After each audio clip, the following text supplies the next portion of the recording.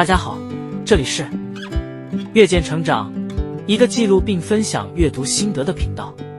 如果你有觉得值得一看的好书，欢迎留言告诉我。那么，我们开始吧。有没有过这种感觉？明明生活看起来一切正常，但心里就是卡卡的。没有特别的坏事发生，但你就是提不起劲，容易烦躁，甚至开始怀疑，是不是我太脆弱了？很多人会给自己一个结论，我应该更正向一点。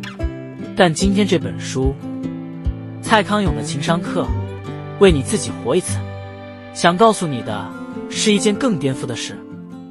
也许问题不是你太负面，而是你一直在误解情绪。今天我们要聊的不只是一本谈情商的书，而是一本很诚实的再谈人怎么活的书。因为蔡康永讲的情商不是教你变圆滑变会做人，而是教你一件更根本的事。你有没有真的理解你自己？我们先从一个几乎每个人都有的习惯开始。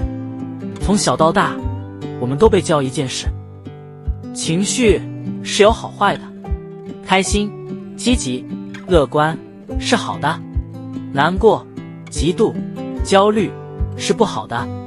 所以我们长大后很自然的会做一件事，把不好的情绪藏起来，不想让别人看到，甚至不想承认自己有。但问题是，你越想压住，它越会用别的方式跑出来，可能变成脾气暴躁，可能变成莫名的低落，甚至变成你自己也说不清楚的疲惫感。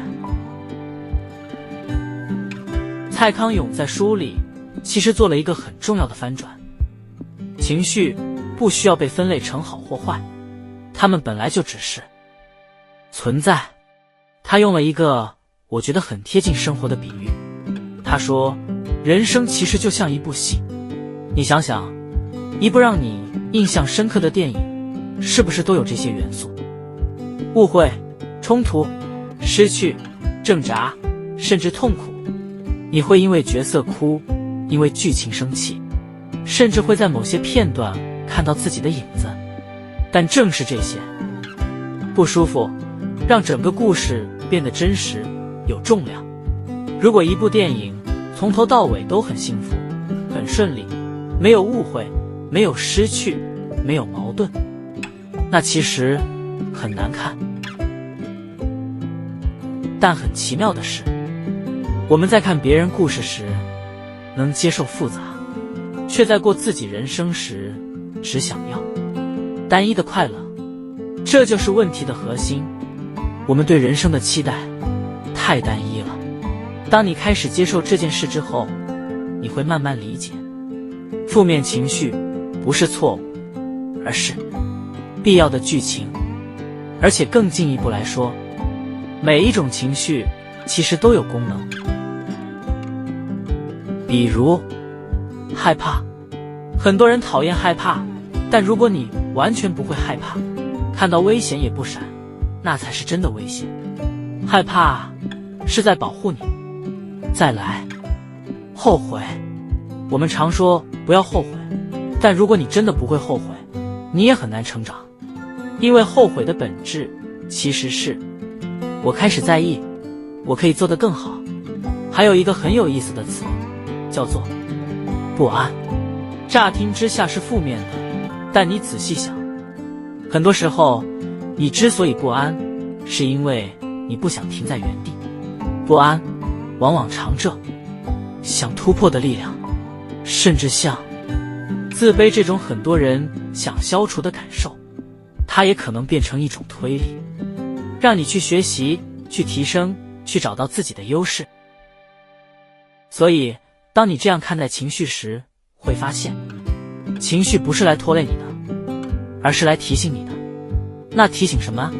提醒你在意时闷，你缺少时闷，你正在逃避时闷。但大多数人卡住的地方在这里，我们感受到情绪，却没有理解情绪。书里有一个很深刻的故事，有一次蔡康永跟朋友一起看电影，电影很感人，但对他来说没有到痛哭的程度。可是他朋友却哭到停不下来。后来那个朋友才说，那不是因为电影本身，而是电影的某个情节让他想起一段过去的感情。他曾经伤害过一个人，而那个人在离开时还是很温柔，所以他那天的眼泪其实不是，感动是，自责也是，后悔。这个故事在提醒我们一件事，情绪常常只是表面，真正重要的是它背后的原因。你以为你在生气，可能其实是因为你觉得被忽视；你以为你在焦虑，可能其实是因为你害怕失败；你以为你很冷漠，可能其实是你在保护自己不再受伤。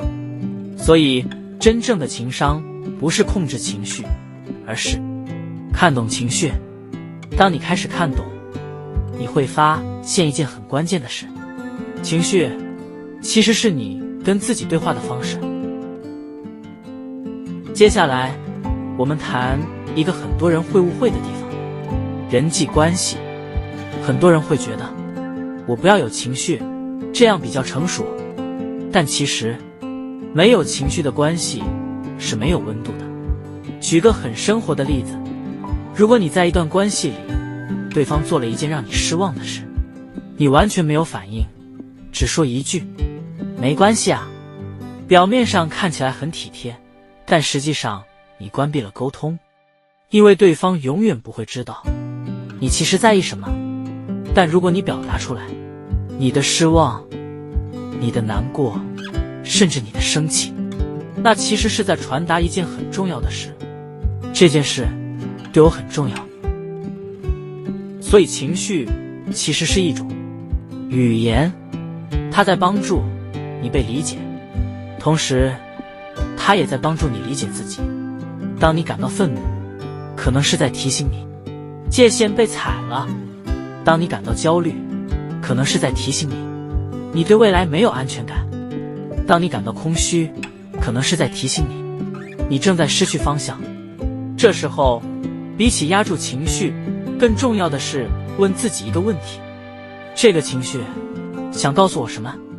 那当然也有一个很现实的问题，情绪既然都重要，那是不是就放任它？答案是不是。书里提供了一个很好用的标准，这个情绪有没有帮助你享受生命？适度的焦虑会让你更认真准备，但过度的焦虑会让你连行动都不敢；适度的自省会让你成长，但过度的自责会让你停在原地。所以关键从来不是有没有情绪，而是你有没有被情绪困住。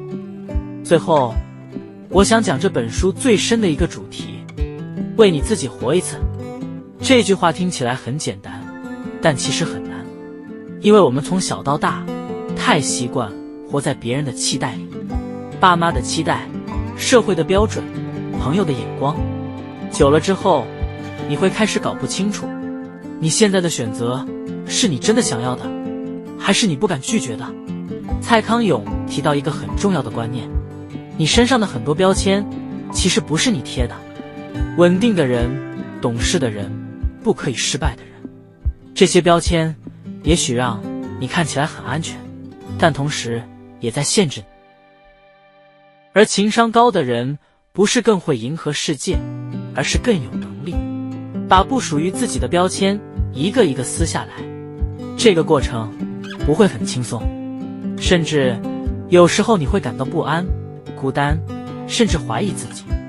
但慢慢的，你会得到一样东西，平静。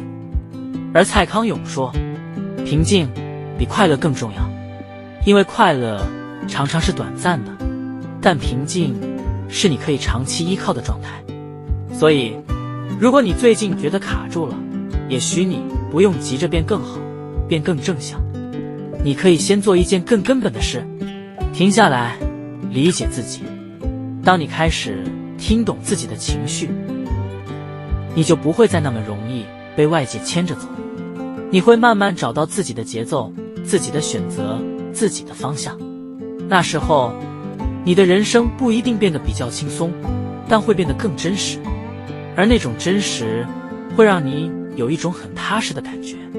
我现在是在为自己而活。如果你喜欢这类阅读分享，记得按赞、订阅，我们下次见。